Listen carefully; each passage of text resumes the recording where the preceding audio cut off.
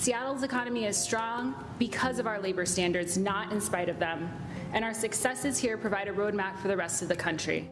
By coming together to win new protections at the state and local level, we're responding to the modern economy by building an inclusive labor movement that leaves nobody behind. Similar to our country as a whole, our region is experiencing dramatic income and wealth disparities, which is exactly why labor protections like those we are talking about today are so important. Thank you very much, Mr. Chairman. Really appreciate all of the members who are here visiting our beautiful city. It has been a wonderful opportunity to highlight the tremendous leadership that Seattle has shown on so many worker-based policies and policies that lift people up. We learned many things here. You should be so proud of this region, really, and your political activism to change the law at the state level. Wow. The COVID-19 pandemic made it clear that certain work is essential work, but despite hashtags, our U.S. economy and government policies continue to treat those who care for our children and our sick, who harvest, pack, prepare, and serve our food, and who clean our homes and buildings as sacrificial. All work, especially care work, deserves dignity, respect, and real wages so one can provide for one's family. It's not just raising the minimum wage, but giving people paid family leave, providing work supports child care, which is unaffordable for just about anybody. I personally am very interested, and as chairman am determined that this committee will come up with actionable, doable things that we as federal representatives might scale around the country. What are the lessons of Seattle that might actually apply to my city of Bridgeport or to the post-industrial Midwest or other areas of the country that might learn something from the work that is being done in Seattle? In Washington State, I represent almost 40,000 drivers. This pay that we got in Washington State for drivers and protection and benefit should be extended to the nationwide so that people will not suffer. I think having a minimum wage, that is good. You can pay your bill. When you don't have, it's very difficult. Otherwise, 4 or 5 people have to stay in one room in order for them to afford it. What is the role of mandates? How does that impact in particular, worker choice?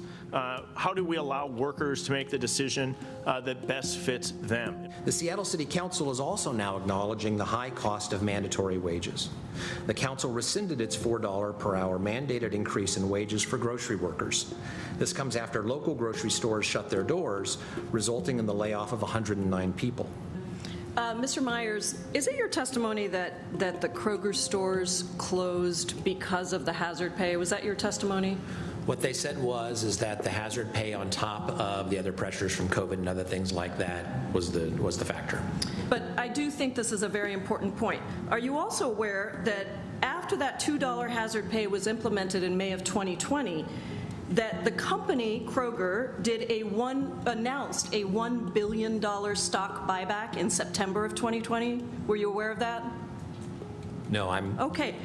What they actually did was a $1.32 billion stock buyback in 2020, plus $534 million of payout in dividends to shareholders, almost $2 billion of payout in stock buybacks and dividends.